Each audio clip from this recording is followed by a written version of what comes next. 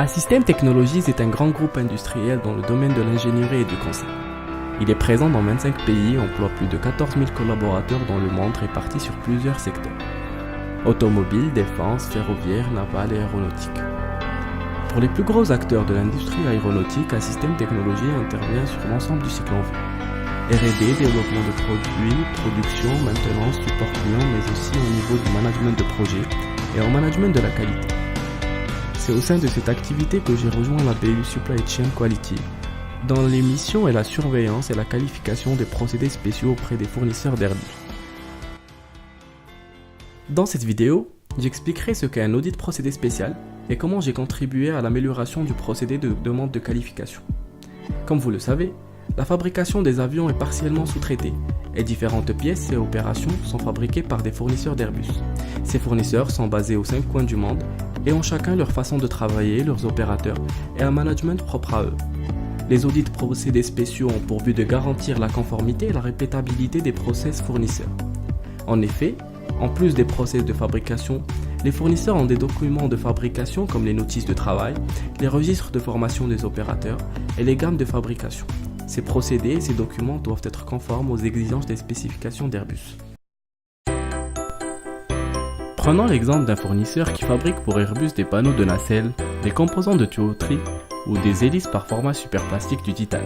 L'équipe Supply Chain Quality d'Airbus fera une demande à notre équipe d'auditeurs pour qualifier leur process de production.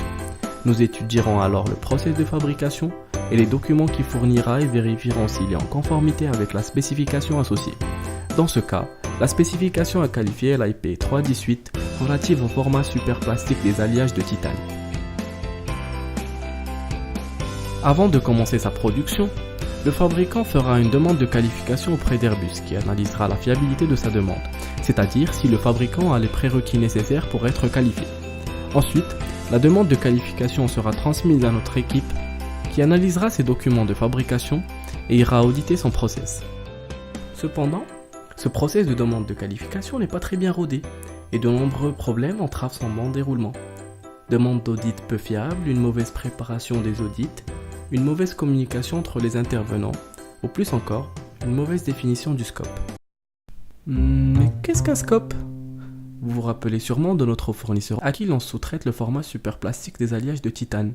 Dans son cas, la spécification à qualifier était assez claire. C'était l'IP 318 relative au format superplastique des alliages de titane. C'est donc le scope de qualification, c'est-à-dire la spécification sur laquelle il doit être qualifié. Mais le scope n'est pas toujours facile à définir. En effet, dans de nombreux cas, plusieurs procédés sont utilisés par le fournisseur. En plus, ces spécifications peuvent en appeler d'autres. Nous nous retrouvons donc avec une cascade documentaire complexe et pas toujours facile à déterminer. Mon sujet de stage s'est donc articulé autour de 2 problématiques majeures. Améliorer le process de demande de qualification et créer un outil qui facilite l'identification de la cascade documentaire des spécifications.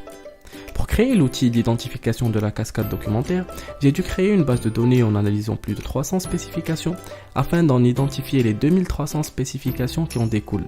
Ce travail très minutieux m'a permis d'acquérir une compréhension poussée des spécifications et de leur structure. Après la création de la base de données, je me suis penché sur la création de l'outil. J'ai donc développé un programme permettant d'exploiter la base de données et de l'afficher au moyen d'un user form facile à utiliser. L'utilisateur n'a plus qu'à choisir la spécification dont il veut afficher la cascade.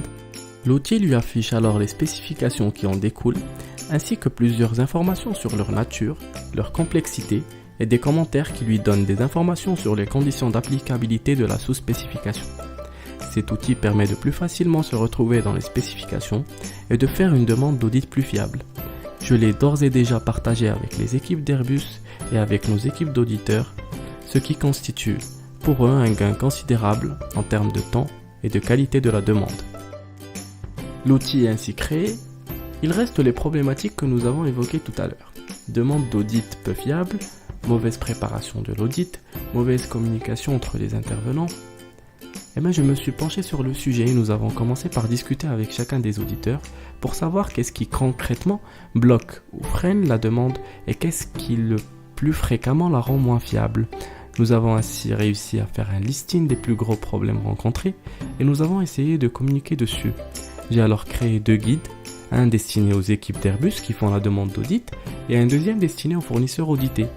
Ces guides ont pour but d'augmenter le niveau d'information sur le process d'audit et de partager des bonnes pratiques pour éviter les retards et augmenter la fiabilité des process.